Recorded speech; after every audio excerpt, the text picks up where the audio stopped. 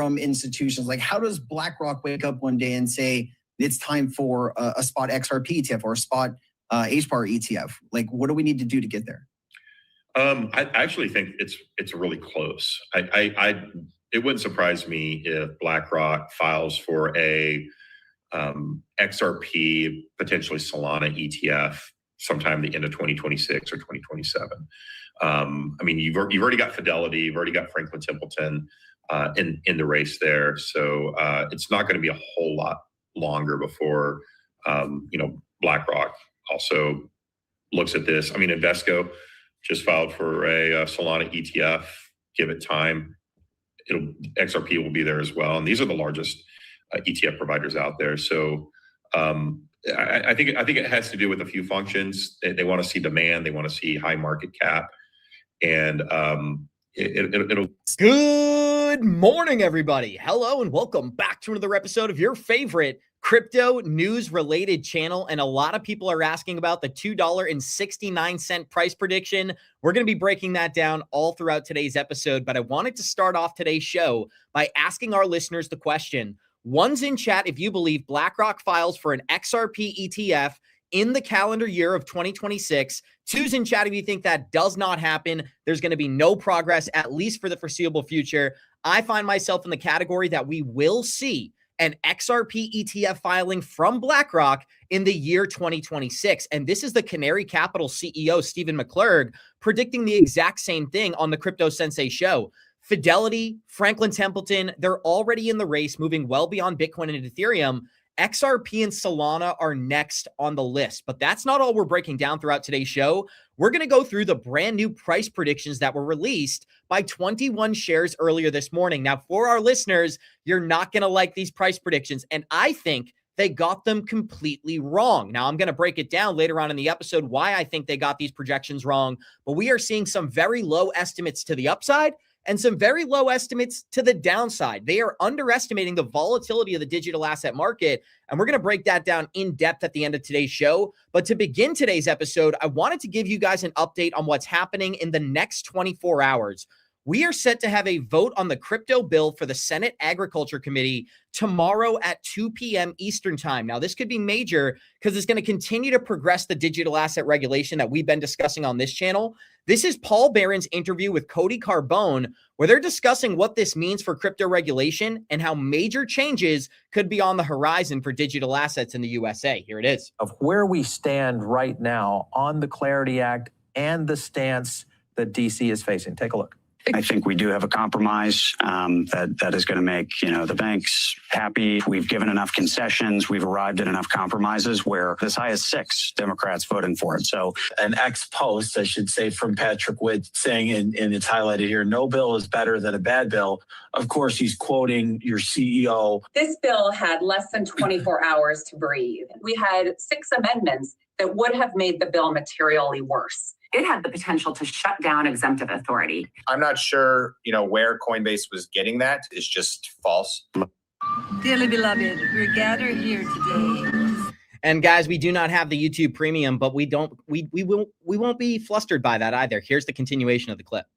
To see the bigger picture. I mean, I bet you over time, the banks like the idea of paying a yield because they're going to be in the stablecoin business. But do you believe that? All right, so that was Matthew Siegel on Vanna. What we were getting at is the issue of yields. Should we be forfeiting those? If you are been watching at all, you guys understand this is one of the big sticking points of the Clarity Act. So I wanted to bring, of course, Cody coming in from the digital chamber. How are you, Cody? Doing well, Paul. Thanks for having me. Nice to see you again. Hey, listen, I'm going to give you the benefit of the doubt on that last statement from there. So I didn't understand where you guys are on this, but obviously there's a lot of issues that are happening right now in DC. Where does this bill stand? Do you feel like this still has legs to go? To be honest, we're in a tough spot right now, and we're kind of in no man's zone. We don't know what the future is. You just hit the nail on the head with that roundup. The prevailing issue right now and what is blocking this bill from moving forward is the stablecoin reward piece. There are other issues. There are ethics issues. There are some issues around DeFi regulation. There's some issues around quorum at the CFTC, but the main issue and what is holding this up and why the markup was delayed was stablecoin reward piece. Without a compromise between the banks and the crypto industry, we're not going to move forward. So we'll have Senate Ag move forward this week, which is great. It's half of the bill. It is a less controversial half of the bill. It is more on the CFTC regulation, giving the spot market jurisdiction to the CFTC. It is a needed step in the process, but until we figure out the stablecoin reward piece, we're not going to go anywhere. And it's tough to swallow, but that's why we need to be at the negotiating table. Well, I want to hear from you guys as well. We already have 1,200 live listeners here joining us. If you're enjoying this content, smash that like button, subscribe to the channel. And somebody said, Abs, we will pay for the premium. Now, someone else said, stop being cheap. That is very funny, guys. I will get the YouTube premium because we're running into this problem day after day. But I also want to give a shout out to what Cody Carbone had to say on a much more serious note. What he's talking about here is there's two portions of digital asset. I have no idea where that audio is coming from. Sorry, guys. We had a video playing in the background there. But here's what Cody Carbone is really getting at here is that there's no perfect situation for the Clarity Act. And Charles Hodgkinson has done a great job of outlining how what the Clarity Act is really doing is it's handing stablecoin yield and it's handing all yield generation in the crypto space over to some of these centralized banks that control TradFi today. JP Morgan, Goldman Sachs, the exact same companies that people invested in digital assets to get away from. These are the companies that are being handed control over the digital asset sector. And Cody Carbone is really saying that banks are willing to die on the hill that if they aren't going to receive a monopoly essentially on stablecoin yield, they will not pass this bill. But I want to hear from you guys. One's in chat if you want the Clarity Act passed in 2026. Two's in chat if you think it's a bad idea for the market. There's been some people commenting underneath the videos as well, stating if you look at it in the short term, yes, it's going to be great for crypto for the next 3 years. If you zoom out and you look what it means over the next 5-10 years for digital assets, well, it may not be the bullish case scenario that everybody is outlining,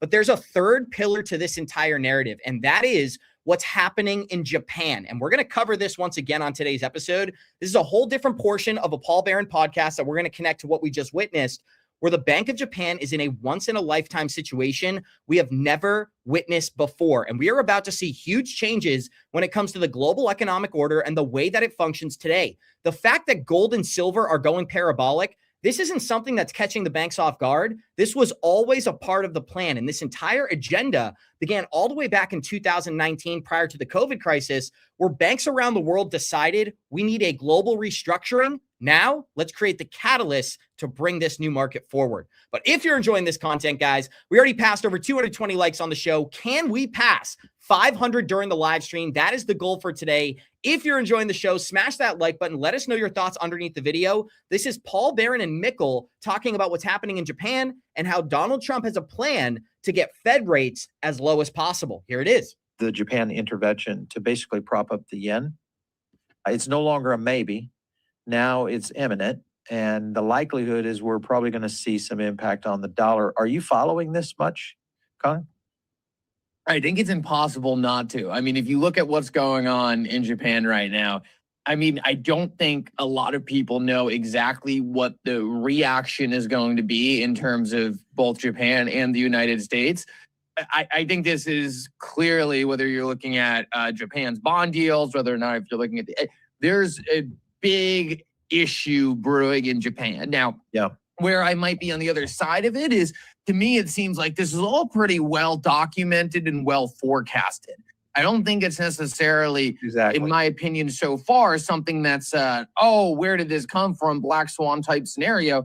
But there's going to have to be an intervention. And I don't see how that's not massive stimulus coming in to further support some of the stimulus efforts I'm seeing in the United States. So this is extremely interesting. Japan at this point really seems to have gotten out of control in terms of where their bond yields are. And there's going to have to be significant intervention at this point to slow it down. Yeah, and in simple terms, for many of you that maybe don't follow the macro side of finance as much, simply what this means is we're going to print a bunch of money, give it to the Japanese to help support their currency.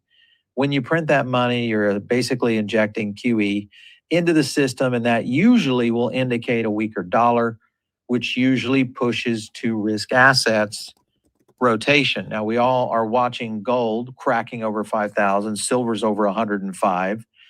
So we're very overheated, even though there's a lot of people still pushing for even higher metals markets. So I don't know if we're done there, but this is the situation right now. So remember that last week, the Fed and the Bank of Japan, they basically started this thing called a rate check. And the way a rate check works is it's a bunch of these central banks that call around to each other, and it's kind of like tapping their gloves. If you think of it like a boxer, they kind of rate check, and they're basically calling up banks saying, asking for quotes, and they're signaling that they're ready to dump dollars and buy the yen. And that is what was going on. And I think that, of course, started a little bit of the activity. Now you've got a situation right now where this is kind of the critical link. A weak yen would end up driving up long-term U.S. Treasury yields. And the U.S., of course, is in a position where they want to cap those yields and keep its own debt manageable. So it kind of makes this as a rare coordinated intervention. There's a lot happening because we have a debt cliff coming in, which means what do we need? We need lower rates to be able to deal with that. We'll talk about that. Timing is very interesting with the Fed just getting ready to go into the FOMC meeting. Do you think this is ill-timed or perfectly timed for a Fed move? One of the things that I've talked about, and we were actually, funny enough, talking before we even queued up the show, is the Fed's decision coming up here, right? It's almost impossible to see how the Federal Reserve couldn't be looking at the inflation coming out of the United States and not be cutting here very soon. But the thing that might even be more interesting, and I think a lot of people have made this point, is there going to be a catalyst that forces the Fed's hand? I mean, it seems to me like Japan could potentially be that catalyst. I mean, the Federal Reserve obviously only sets interest rates for the United States, but the impact is felt globally, especially at this point in terms of where we're at, in terms of the bond yields in Japan running away.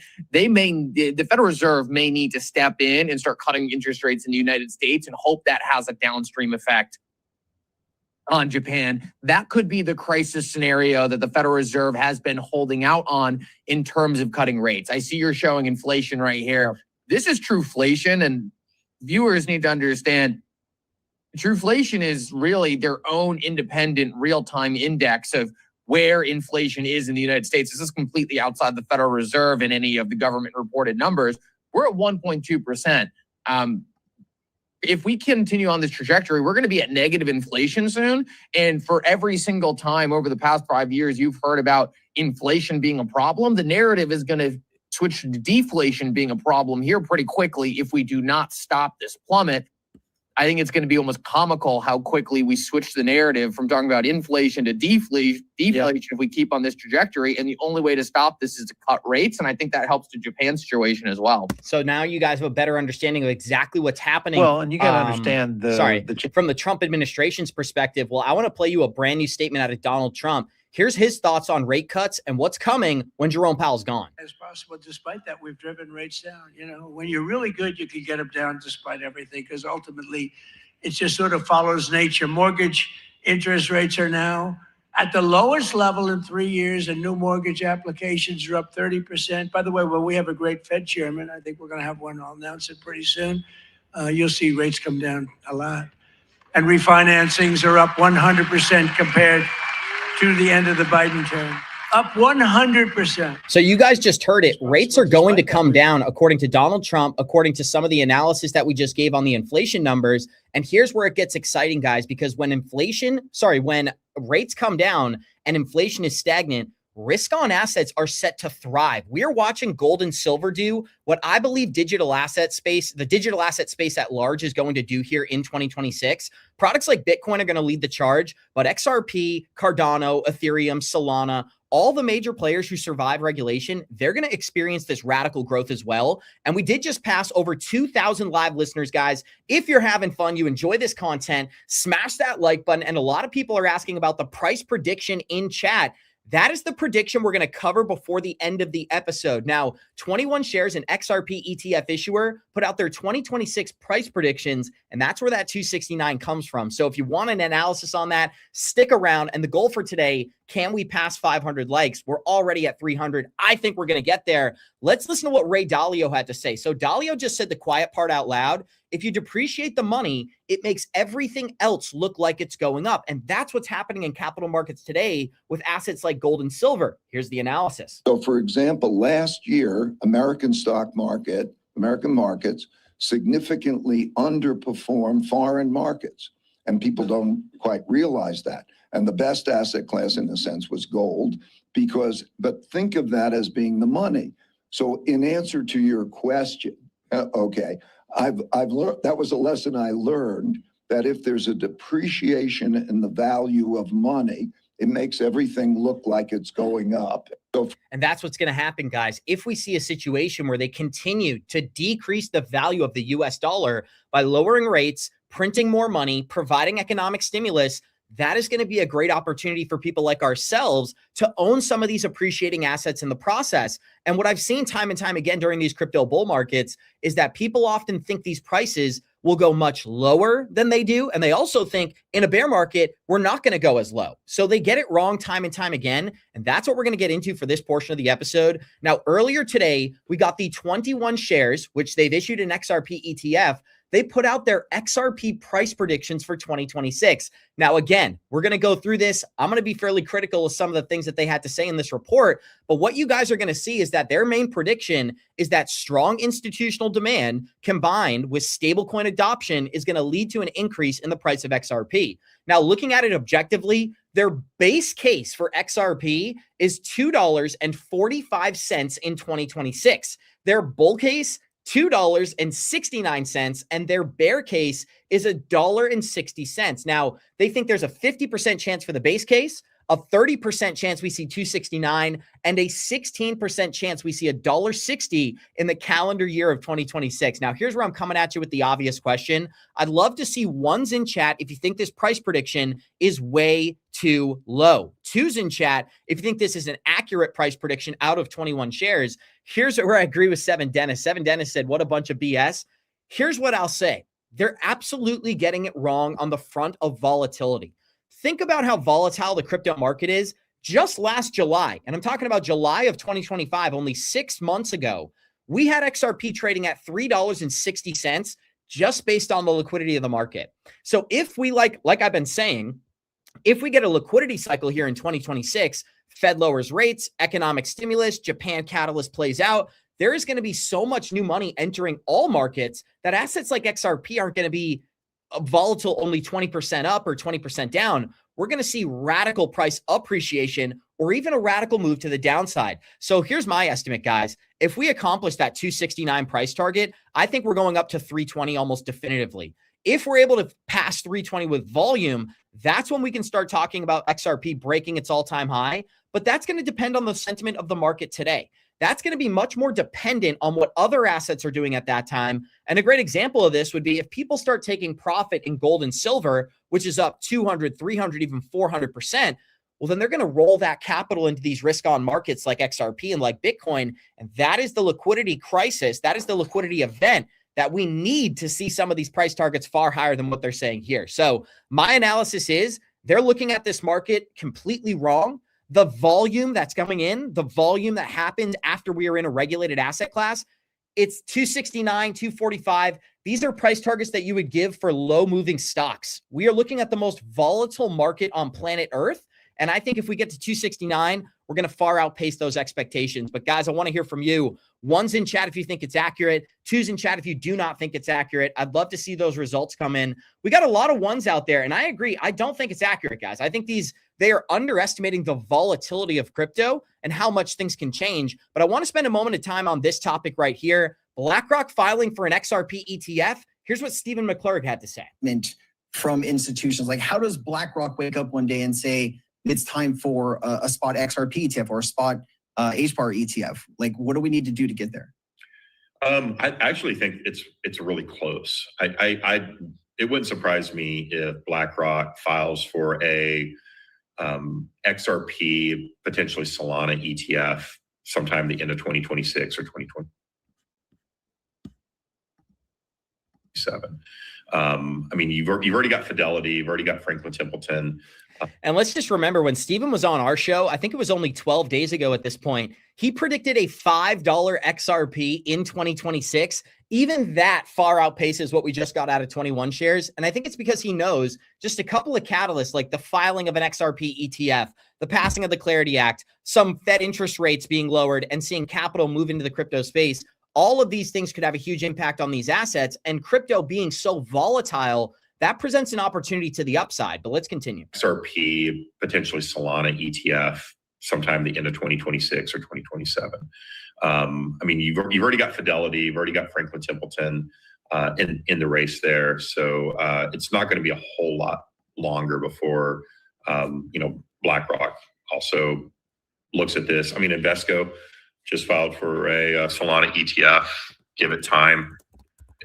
XRP will be there as well. And these are the largest ETF providers out there. So, and there you have it, guys. And I've said it many, many times that I think BlackRock will eventually file for an XRP ETF, but they're not focused on that because they are working on the tokenization of real world assets with companies like Ripple. And I think they made that very clear at the World Economic Forum event over the past week or so, where BlackRock's CEO just went time and time again talking about how the tokenization of real world assets will be the #1 narrative going forward for the digital asset space. But I wanted to provide another update here. We got a Ripple lawsuit update this morning that a lot of our listeners probably weren't paying attention to, but this is another major win for digital assets inside the United States. The Ninth Circuit just affirmed during a summary judgment that dismissing of the class action lawsuit against Ripple, claiming that XRP sales violated securities law. This is a non-precedent ruling strengthening Ripple's position on secondary market trades, not being unregistered securities offerings. Now, while separate from the SEC case, it's a positive step towards regulatory clarity in crypto, and this is bullish for XRP. So what does this mean? We just answered even more questions from the XRP community about whether XRP is considered a security. Inside the United States, that is a definitive no. And I want to make that very clear. We did just pass 400 likes on the episode, guys. Massive thank you and a shout out to every single one of you. The goal for today, can we pass 500 likes during the episode? I'd love to see it be accomplished here. But this person said, BlackRock is Ripple, Ripple is BlackRock. That is the analysis that I've come to as well. When I look at what's happening in the background here, companies like BlackRock, Goldman Sachs, Fidelity, Binance, Ripple, they're all working together to bring forth the digital era of finance because it benefits each and every single one of them.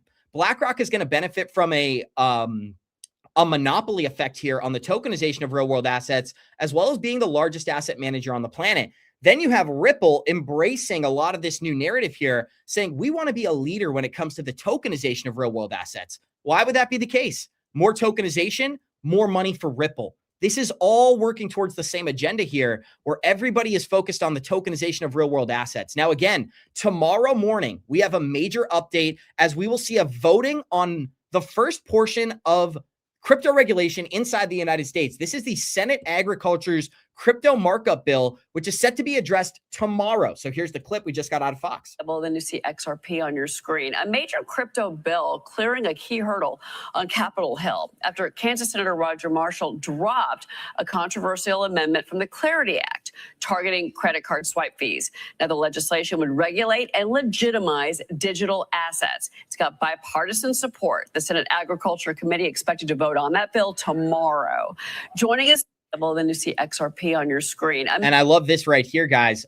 And one of the things I'm going to play next is how we have definitive evidence that the Trump administration was working with the leaders at Ripple to develop the Genius Act and get crypto regulation passed inside the United States. That's a clip I'm saving for the end of the episode. But I love what Seven Dennis had to say. Remember Yusko saying XRP could be the base layer for national banking. I've played that clip many times. When I interviewed Mark Yusko last January, he made the point absolutely clear.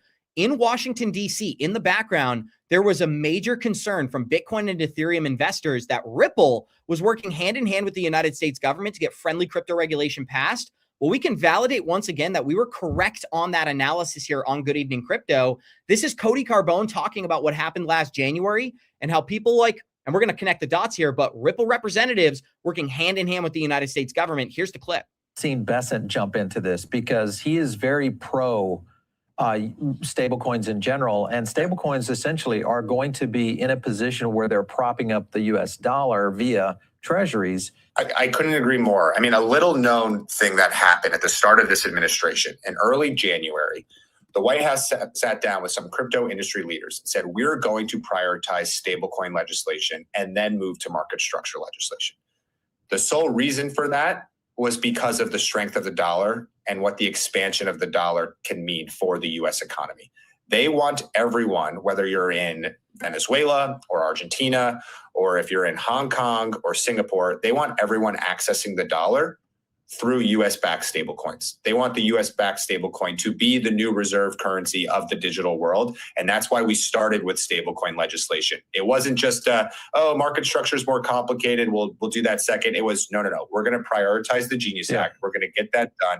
And then we'll move to market structure. And that was a call from Secretary Besant and the administration. So again, this fits into the narrative that I shared earlier on in the episode, where the US dollar is actively being devalued intentionally. They're using it as stimulus to expand the US dollar's reach, and that's where stablecoins will play a major role. The United States government isn't excited about stablecoins because they think they're going to make people like us wealthy. They're excited about stablecoins because of the benefit it will have for the United States dollar and how this current administration can claim that as a victory of their own. Now, here's another clip I want our listeners to be aware of. We just passed 2,600 live listeners, guys. If you're having fun, you enjoy this content, smash that like button. A lot of people are asking about, why does the poll say $2.69 for an XRP 2026 price prediction? That is because 21 shares released their bull case for XRP in 2026, and it was only $2.69. So again, that is not my opinion. That's what was shared by an XRP ETF issuer, and I vehemently disagree.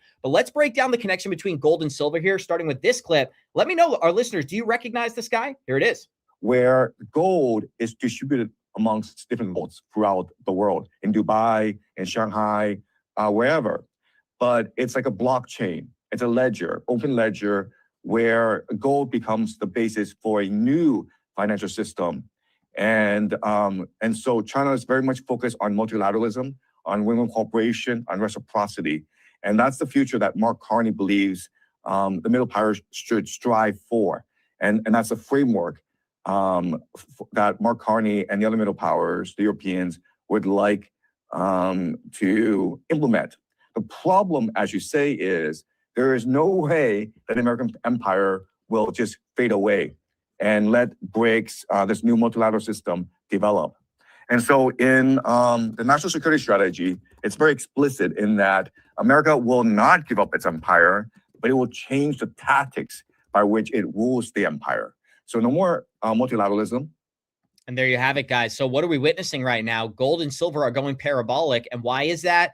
There is a global restructuring that's happening outside of the United States dollar. For everybody who's been paying attention to the geopolitical issues out there, BRICS nations have been working to get away from the US dollar at large since the beginning of the Biden administration. And I've been very clear about my belief on this. I think the global central banks had a new order, global order, where they're implementing that. And that started in 2019. This clip really explains it all. In a central banking reset, every 80 to 120 years, the central banks do a reset.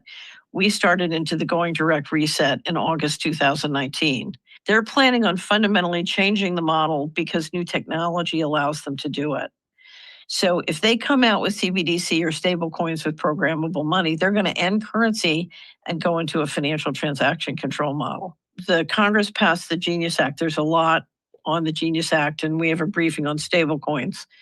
That's a regulatory framework for stable coins. They're working now on what is in the House is the Clarity Act and what is in the Senate, the Responsible Financial Innovation Act, and that oversees asset tokens. If you think the bubble's bad now, if they do what they say they're going to do with asset tokens and stable coins, we're not even halfway up the bubble curve. But we're talking about a much bigger bubble than most people can dream of if it works. I'm not saying it works. I hope it doesn't work. Well, let me just tell you guys, not only do I think it's going to work, I think this is where we can defer to Johnny Krypto's analysis about what happened in the late 90s when the Telecom Act was passed inside the United States. We saw the internet boom take off, and we saw projects at large do a 50x on average over the next 3 years. What she just predicted is that we are about to see something so much bigger than what we witnessed during the internet boom. Now, what's interesting about these speculative cycles is they give us a massive opportunity to make money, and then there's a huge correction on the back end. Now, what we could be at the beginning of, and that's where this star is really highlighted, Congress passed the Telecom Act. This would be the passing of the Clarity Act. We can correlate that to late 1996. From that point forward, it was a ramping up of the liquidity inside the internet boom. Projects that ceased to exist today were dominating and making millionaires all throughout the late 90s. That's what we're predicting we are on the precipice of here in 2026. With the passing of the Clarity Act and all this new money coming into the market, it's not like we need definitive utility for these blockchains to increase in value. All we really need and all we're really waiting for is for the big money sitting on the sidelines to start speculating on which of these projects is going to be most successful in a post-regulatory environment. And that's where I'm going to play one more clip here from Ray Dalio talking about the global restructuring and what's happening with gold. In your mind, is this the beginning of the end for the prescience of the US dollar? It's the beginning of the end of the monetary system as we know it. It's not just the US dollar, it's the fiat monetary currency. So the UK, the euro, Japan, China all have similar debt problems and so on, and are dealing with the same interrelationships, which is the reason you're seeing gold being chosen by the central banks. They want a currency. Gold has always been the main currency, and it's the only non-fiat currency. In other words, not the currency that can't be printed, that they want. And so that's why you're seeing central banks move and sovereign wealth funds move to gold. And that's the nature of the shift of the monetary system. And that's a great analysis, guys. And I think that gives us a clear picture of where crypto can play a really, really important role. This is Treasury Secretary Scott Bessent predicting that 2026, we're going to have a non-inflationary boom. Here's the brand new clip. Inflation's coming back down towards the Fed's target. We're seeing rents drop. We're seeing gasoline drop. We're seeing President Trump out there fighting every day for lower drug costs, and we're going to see that. And again, affordability has two components, and we're going to see real wages go up for working Americans. So controlling cost, wages up, and as I said, these big tax refunds. So I think we're going to have a boom in 2026. And Sean, the important thing here is it's going to be a non-inflationary boom, and I think it could really extend for several years. Inflation's coming. So guys, that's exactly what she just stated about this massive speculative bubble where the collapse of the US dollar inflates all these asset prices. And then we're looking at a market where people like ourselves, we made a ton of money while the investors still sitting on the sidelines, they're left in the dust. And this is the great separation that we're going to witness. And this isn't something that we're rooting for. This is just a reality of the situation. It is going to become so difficult to accrue large amounts of wealth after this economic boom. And the reason for that is that there's going to be such a large difference between the wealthy in America and the lower class. And we already see that today. Like the average salary, I think, is $60,000 inside the United States. And some of these people are making, hundreds of millions, if not billions of dollars every single year. It's impossible for people like ourselves to catch up to that amount of wealth. And that growth and that separation between the wealth classes is really only getting bigger here in 2026. And that's what I thought was so interesting about what Scott Bessent had to say there. Now, we did already pass over 500 likes on the show, guys. If you had fun, you enjoyed today's content, smash that like button. Now, of course, I disagree with the claim that 21 Shares said where they're predicting a $2.69 XRP by the end of the year. I defer more to Dan Gambardello's analysis where we could see these ranges, and take it for what you will. You might say these are too low. This keeps me optimistic as an XRP investor. Profits this cycle is going to be a huge focus of mine and even my content. So, we're going to dig into that in terms of SUI alone. But going over to XRP, I want to talk about something. It's at the flip side of what we just talked about for SUI. SUI, in terms of the PMI, is at its first bull market, right? It's not had a bull market yet. It just hasn't. Well, XRP, I'm excited about, not because I'm an XRP holder, because I'm really not. But I know there are a ton of XRP holders. I have a buddy that's always texting me about XRP. And what I'm excited about is if we get expansion in terms of the PMI, again, years of contraction, everybody. If this chart starts expanding sometime into this year, what's XRP going to do? Because last time we got expansion, and by the way, if you're thinking of, well, when did QT end last cycle? It was back here, right? End of August or end of July 2019. We got continued kind of compression on the PMI. And then boom, there's the PMI right here. There's XRP, there's COVID. And then there's XRP's bull market with the expansion. You can just see XRP got the bull market with expansion, but it failed to break the previous all-time high. Even still, I mean, I know XRP has tested that area. We've not really seen XRP break the all-time high from all the way back here in 2018. We get expansion, everybody. I just think XRP is going to do something really special. And I say that as being somebody that's not even holding XRP. And when I say special, first cycle 1618 is a target of mine, $5.30. The third cycle higher high is at $8.36. I just think those numbers are just so very realistically in play for XRP. And right now it's sitting at around 214. But it's really this business cycle that we're getting ready to go into that I think is interesting for the XRP story. Well, there you have it, guys. One's in chat if you think we can reach $8 in 2026. Two's in chat if you think we do not get that high.